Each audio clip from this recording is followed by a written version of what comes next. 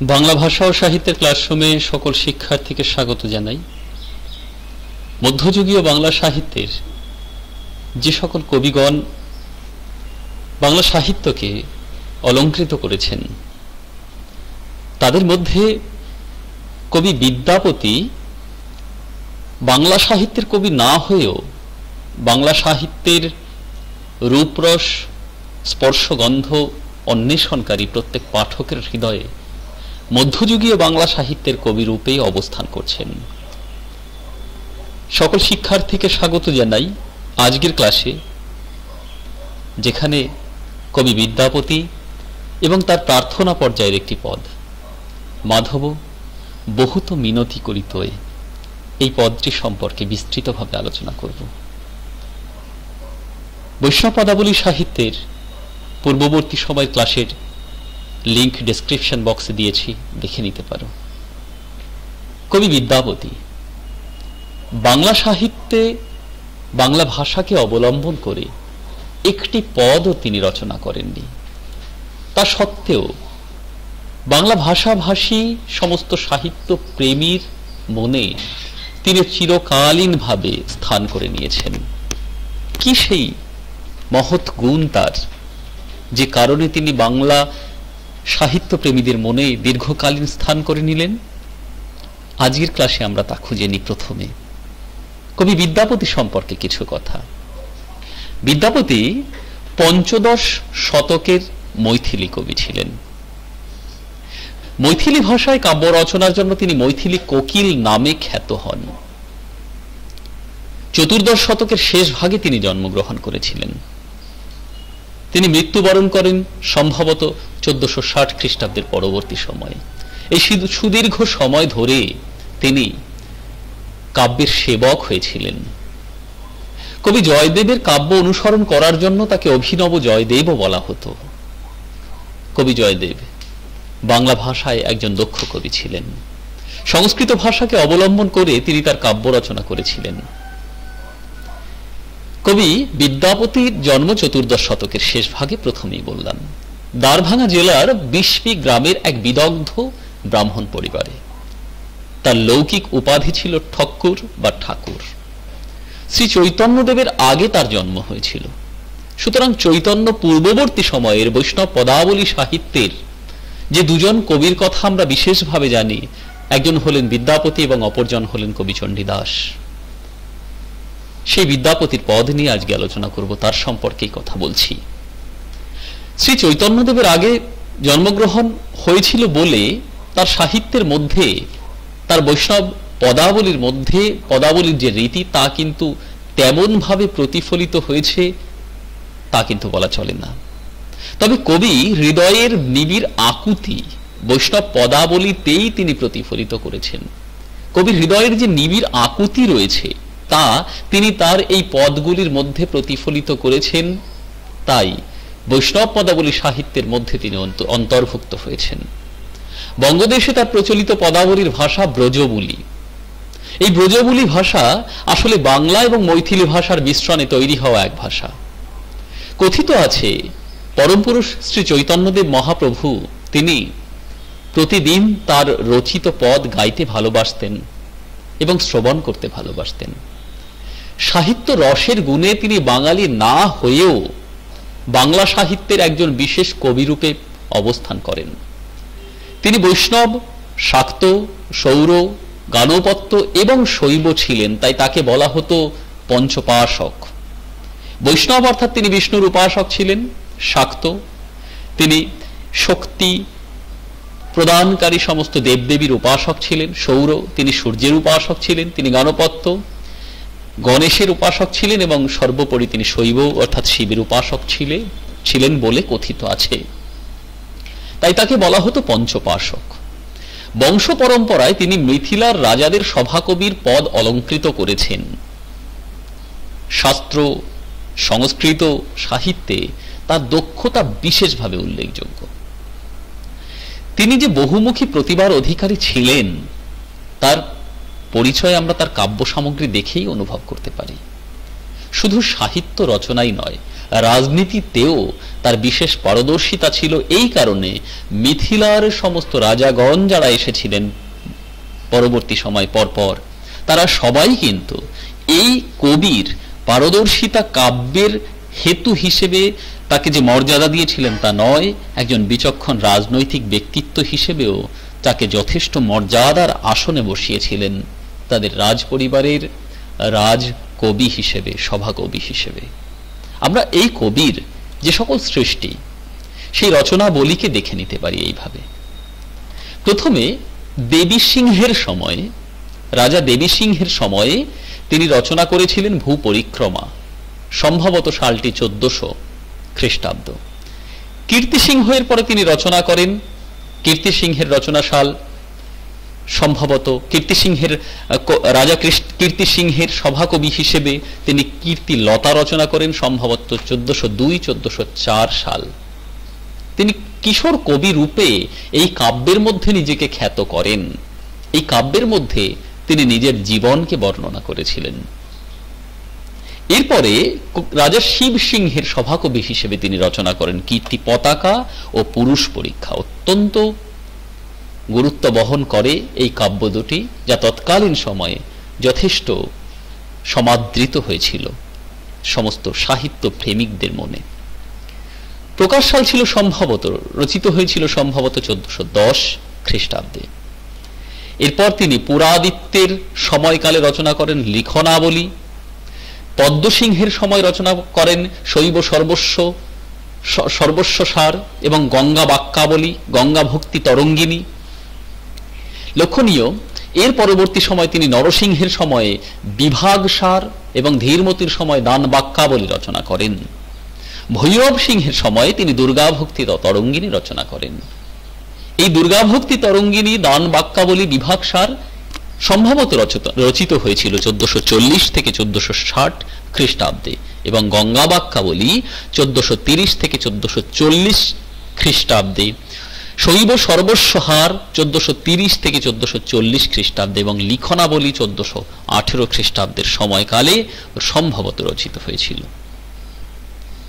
এই কাব্যগুলি থেকেই, এই অসংখ্য কাব্য এবং কাব্যের রীতি এবং তার বৈচিত্র্য থেকে আমরা কবির কবিত্ব শক্তিকে অনুভব করতে পারি। এবার আমরা কীর্তিলতা এই কাব্যটি সম্পর্কে কয়েকটি কথা বলি। নিজ কীর্তি কাহিনী তিনি বর্ণনা করেছিলেন কীর্তিলতা এই কাব্যের মধ্যে, যার রচনাসাল সম্ভবত ছিল 1402-1404। তিনি অবহট্ঠ ভাষায় এটি রচনা করেছিলেন। আমরা জানি অবহট্ঠ ভাষা সেই ভাষা যা হলো বৈদিক ভাষা থেকে পরবর্তী সময় অবভ্রংশের মধ্য দিয়ে পরিবর্তিত হতে হতে তারপরে বাংলা ভাষায় রূপ হওয়ার ঠিক পূর্ববর্তী সময়ে মাগধী প্রাকৃত অপভ্রংশ অবহট্ঠ, এই মাগধী প্রাকৃত অবভ্রংশ তারপরে মাগধী প্রাকৃত অবহট্ঠ থেকেই বাংলা ভাষার জন্ম। সুতরাং অবহট্ঠ হলো বাংলা ভাষার পূর্ববর্তী একটা দিক, একটা রূপ। সেই ভাষাতেই তিনি রচনা করেছিলেন তার কাব্য। এই কাব্যে, এই কীর্তিলতা কাব্যে তিনি নিজেকে খেলুড়ে কবি বা খেলন কবি বলে আখ্যায়িত করেছেন। তবে তিনি কবি সার্বভৌম নামেও পরিচিত ছিলেন। তিনি প্রায় 800 পদ রচনা করেন। এত প্রাচুর্য দেখে, এত প্রাচুর্য, এত সম্ভার দেখে আমরা কবির বৈচিত্র্যকে অনুভব করতে পারি, সাহিত্য সম্ভারকে, তার কীর্তিকে অনুভব করতে পারি। জীবৎকালে বিখ্যাত কবি ও পণ্ডিত রূপে তিনি প্রতিষ্ঠা পেয়েছিলেন। সমস্ত জীবৎকাল ব্যাপী তিনি নিজ সমস্ত মানুষের কাছে, শুধু কাব্যপ্রেমী নয়, সাধারণ মানুষের কাছে তিনি কবি এবং পণ্ডিত রূপে মর্যাদা পেতেন বলে জানা যায়। আমরা জানলাম কবি বিদ্যাপতি সম্পর্কে। এবার আমরা কবি বিদ্যাপতির প্রার্থনা বিষয়ক একটি পদ সম্পর্কে বিস্তৃতভাবে জেনে নেব। মাধব বহুত মিনতি করিত।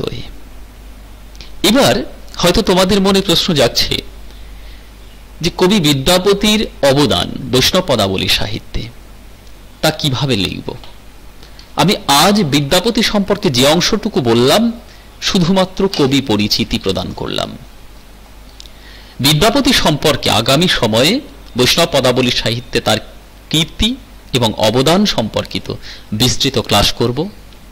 অবশ্যই তোমরা ক্লাসের সঙ্গে জুড়ে থাকবে। সে কারণে যদি ইতিমধ্যেই সাবস্ক্রাইব করা না হয়ে থাকে সাবস্ক্রাইব করে নিও, নোটিফিকেশন ঠিক সময় নিশ্চয়ই পেয়ে যাবে। আজ আমরা কবি বিদ্যাপতির প্রার্থনা বিষয়ক একটি পদ নিয়ে আলোচনা করি। মাধব বহুত মিনতি করিতয়ে, দেই তুলসী তিল দেহ সমর্পিলু, দয়া জনু না ছোড়বি মোয়ে। গণইতে দোষ গুণ লেশ না পাওবি, জব তুহু করবি বিচার, তুহু জগন্নাথ জগতে কহায়সী, জগ বাহির নহ মুই ছাড়। আমরা প্রথমে এই অংশটুকু দেখি, এই পদের শেষ অংশটুকু পরের পেজে গিয়ে দেখব। প্রথমে কিছু শব্দের অর্থ দেখে নিই, তাহলে খুব সহজে আমরা অনুভব করতে পারবো কি বলতে চাইছেন কবি। মাধব কাকে বলা হলো? শ্রীকৃষ্ণকে মাধব বলা হলো। যিনি ধব শব্দের অর্থ হলো স্বামী, অর্থাৎ মাধব শব্দের অর্থ হলো এই জগৎ সৃষ্টির, এই বৃহৎ সৃষ্টির স্বামী যিনি, তিনি হলেন মাধব, তিনি হলেন শ্রীকৃষ্ণ। যিনি কর্ষণ করতে পারেন তার আকর্ষণ ক্ষমতার গুণে, সমস্ত জগৎ সংসারকে তিনি আপন মাহাত্মে ডেকে নিতে পারেন, টেনে নিতে পারেন। যে কৃষ্ণ, যাকে কর্ষণের মধ্য দিয়ে আমরা অনুভব করতে পারি, আসলে তিনি কি? তিনি জ্ঞানের সমারোহ। সেই কৃষ্ণকে তিনি মাধব বলে উল্লেখ করে বললেন, মাধব বহুত মিনতি করে থই। বহুত শব্দের অর্থ হলো অনেক, অর্থাৎ হে মাধব, হে কৃষ্ণ, তোমাকে আমি মিনতি করি, প্রার্থনা করি, অনুনয় করি, বিনয় করি। কিভাবে অনুনয় বিনয় করছেন? ঐকান্তিক ভাবে। এবং সে অনুনয় বিনয়ের মাধ্যম কি? কবি তারপর বলছেন, দেই তুলসী তিল দেহ সমর্পিলু, অর্থাৎ তুলসী তিল, এই তুলসী আর তিল অর্থাৎ তিল তুলসী প্রদান করে আমি তোমার সম্মুখে পণ করলাম, নিজেকে সমর্পণের পণ, নিজেকে নিবেদনের পণ করলাম। অর্থাৎ জগৎ পিতার কাছে তিনি প্রার্থনা করছেন আত্মনিবেদনের মধ্য দিয়ে। তিনি বললেন, আমি আমাকে সমর্পণ করলাম তেল তুলসীর মাধ্যমে, আমি আর আমার রইলাম না, আমি তোমার কাছে নিজেকে সম্পূর্ণভাবে সমর্পণ করে দিলাম। ঈশ্বর সত্তাকে অনুভব আর ঈশ্বরের আনুগত্য অনুভব করার এক পন্থা, যেখানে ঈশ্বরকে সর্বেশ্বর ভাবে ভেবে নিজেকে সমর্পণ করে দেওয়া, যে আমার দেখভালের দায়িত্ব এবার তুমি নাও। প্রার্থনার এক মাধ্যম। বিদ্যাপতি সেই মাধ্যমে নিজেকে সমর্পণ করলেন। সমর্পণ করে কি বললেন? দয়া জনু না ছোড়বি মোয়, আমার প্রতি দয়া করো তুমি, আমাকে ছেড়ে যেন যেও না। আমি তোমার কাছে নিজেকে সমর্পণ করলাম, তিল তুলসী নিয়ে প্রতিজ্ঞবদ্ধ হয়ে সমর্পণ করলাম, তুমি আমাকে যেন ছেড়ে যেও না হে মাধব। গণইতে দোষ, তুমি যদি আমার দোষ গণনা করতে শুরু করো, গণইতে দোষ, তুমি যদি আমার দোষ গণনা করতে শুরু করো, তাহলে গুণ লেশ না পাওবি, তুমি আমার গুণ খুঁজে পাবে না। আমার এত দোষ আছে, এত ত্রুটি আছে, যে ত্রুটির অন্ধকারে তুমি আমার মধ্যে এতটুকু আলোকে খুঁজে পাবে না। অর্থাৎ সমস্ত ত্রুটি দেখতে পাবে। জব তুহু করবি বিচার, তুহু অর্থাৎ তুমি, অর্থাৎ যখন তুমি বিচার করবে যে এ দোষ আর গুণ কোন আধারে তৈরি, তখন দেখবে এ দোষের আধারে তৈরি। তাই তখন আমাকে তোমার ইচ্ছে হবে হয়তো ফেলে দিতে, দূরে সরিয়ে দিতে। তাই কবি বলছেন, আমি তো অনেক দোষের আধারে ঘেরা, তুমি যখন বিচার করবে দেখবে অসংখ্য দোষ আমার। কিন্তু তুমি যে জগন্নাথ, তুমি জগতের নাথ, জগতে কহায়সী, এই জগতে প্রচারিত হয়ে আছে তুমি জগতের নাথ, তুমি জগৎকে সৃষ্টি করেছো, তোমার দেহেই এই জগৎ ঘুরপাক খায়। তাহলে তুমি যদি জগন্নাথ হও, জগ বাহির নহ মুই ছাড়ো, আমি তো জগতের বাইরে কিছু নই। তাই আমার দোষ ত্রুটি যা কিছু আমি করেছি তা তো তোমার মধ্যে থেকেই করেছি। কথার প্যাঁচে, কথার মার প্যাঁচে জগন্নাথকে জড়িয়ে দেওয়ার চেষ্টা করছেন কবি। অর্থাৎ তোমার দেহে থেকেই, তোমার মধ্যে থেকেই আমি ত্রুটি করে ফেললাম, তুমি আমাকে কেন পথ দেখালে না? আমি তো জগতের বাইরে কিছু নই, মুই শব্দের অর্থ আমি, আমি তো জগতের বাইরের কোনো প্রাণী নই, আমি তো তোমার সৃষ্ট জগতেরই প্রাণী। তাহলে আমি যে ত্রুটি করলাম, সেই যে দোষ করলাম, তার জন্য শুধু কি আমি দায়ী? তুমি কি দায়ী নও হে প্রভু? বলতে চাইছেন কবি। অর্থাৎ কবির উদ্দেশ্য একটাই, হে ঈশ্বর, হে মাধব, তুমি আমাকে যেন ছেড়ে যেও না, আমি তোমার প্রতি আমার সমস্ত কিছু প্রদান করেছি। এর পরের অংশে আমরা আসি, যেখানে কবি ওই একই পন্থায় মাধবের কাছে নিজেকে সমর্পণ করছেন। কিয়ে মানুষ পশু পাখি কিয়ে জনমিয়ে অথবা কীট পতঙ্গ করম বিপাকে গতাগতি পুন পুন মতি রহু তুয়া পরসঙ্গ ভনয়ে বিদ্যাপতি অতিশয় কাতর তরইতে ইহ ভব সিন্ধু তুয়া পদ পল্লব করি অবলম্বনা তিল এক দেহ দীনবন্ধু। দীনবন্ধুর কাছে শেষ প্রার্থনা করলেন। এবার আমরা কিছু এর মধ্য থেকে শব্দের অর্থ দেখে নিই, যে শব্দের অর্থের মাধ্যমে আমরা এই অংশটিকে খুব সুন্দরভাবে অনুভব করতে পারি। কিয়ে মানুষ পশু পাখি কিয়ে জনমিয়ে অথবা কীট পতঙ্গ, অর্থাৎ আমি বারবার এই পৃথিবীতে মানুষ পশু পাখি কীট পতঙ্গ যা হয়েই জন্মাই না কেন, কর্ম বিপাকে কর্মফলের হেতু, কর্ম বিপাকে শব্দের অর্থ হলো কর্মফলের হেতু, কর্মফলের কারণেই বারবার এই পৃথিবীতে আমাদের আগমন এবং গমন। বৈষ্ণব পদাবলীর রীতি এবং হিন্দু ধর্মের শাস্ত্রীয় রীতি অনুসারে পৃথিবীতে আমাদের জন্মগ্রহণ করতে হয় কর্মফল অনুসারে। সেই কর্মফল অনুসারে আমরা কখনো প্রাণী, মনুষ্য প্রাণী, কখনো ইতর প্রাণী হিসেবে জন্মগ্রহণ করি পৃথিবীর বুকে। কবি বলছেন, আমি যে কারণেই এই পৃথিবীতে যে প্রাণী হয়ে জন্মগ্রহণ করি না কেন, কর্মের বিপাকে কর্মফলের কারণে গতাগতি পুনঃ পুনঃ বারবার আগমন, এভাবেই কর্মফলের হেতু পৃথিবীতে হোক না কেন আমার, মতি রহু তুয়া পরসঙ্গ, পরসঙ্গ অর্থাৎ প্রসঙ্গ, মতি রহু মানে আমার মন যেন তোমার প্রসঙ্গেই থাকে, অর্থাৎ তোমার প্রতি যেন আমার মন আবদ্ধ থাকে, সে যে প্রাণী হই না কেন। মাধবকে উদ্দেশ্য করে বললেন, অর্থাৎ আমি যেখানে যে সময়ে যেমন ভাবে এই জগতে জন্মগ্রহণ করি না কেন, আমার যেন তোমার প্রতি সম্পূর্ণ আনুগত্য থাকে, তোমার প্রতি আমার মন যেন সম্পূর্ণ নিযুক্ত থাকে, আকর্ষিত থাকে। এরপর ভনিতা পদ, এই ভনিতা পদে কবি কি বলছেন, ভনয় বিদ্যাপতি, তাই ভনিতা করে কবি বিদ্যাপতি বলছেন, কবি বিদ্যাপতি নিজে এবার বলছেন যে ভনয় বিদ্যাপতি অতিশয় কাতর, অত্যন্ত কাতর হয়ে, অত্যন্ত কাতর হয়ে বিদ্যাপতি ভনিতা করে বলছেন, তরইতে ইহ ভব সিন্ধু, এই ভব সমুদ্র, এই সংসার সমুদ্র পার হবার জন্য আমি তাই বলছি, তুয়া পদ পল্লব, হে গোবিন্দ, হে মাধব, তোমার পদ পল্লব, তোমার চরণ খালি করি অবলম্বন, আমি অবলম্বন করেছি।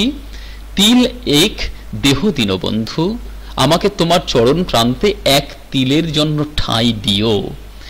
এক তিল শব্দের অর্থ হলো ক্ষণিক সময়ের জন্য ঠাঁই দিও, তাতেই ভব সমুদ্রের, এই কঠিন সংসার সমুদ্রের সমস্ত যন্ত্রণা থেকে, সমস্ত বন্ধন থেকে আমার মুক্তি ঘটবে। কবি বিদ্যাপতি ভনিতা পদে এটা বলতে চাইছেন।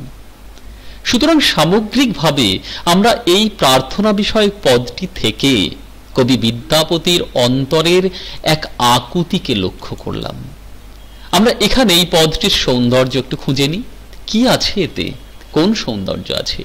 মূলত এই পদের মধ্যে ভক্ত হৃদয়ের আকুলতা তাই প্রধান। একজন ভক্ত, তিনি ঈশ্বরের প্রতি নিজেকে সমর্পণ করেছেন। কেমন ভাবে? সম্পূর্ণরূপে।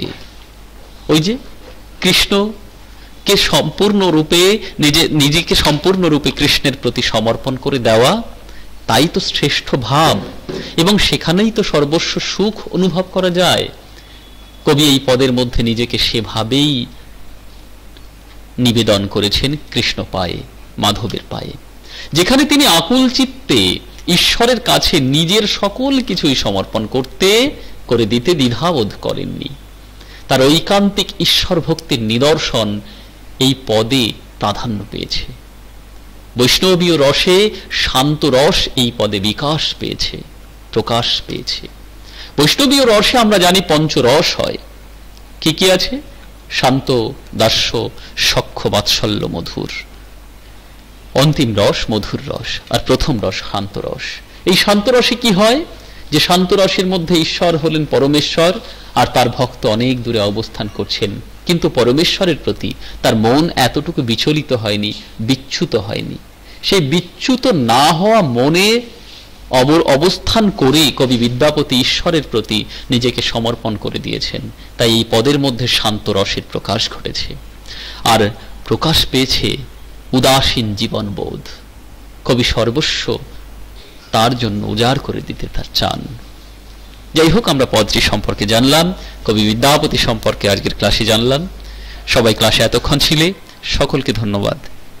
আগামী ক্লাসের জন্য অপেক্ষা করো, আর অবশ্যই ক্লাসের সঙ্গে জুড়ে থাকো।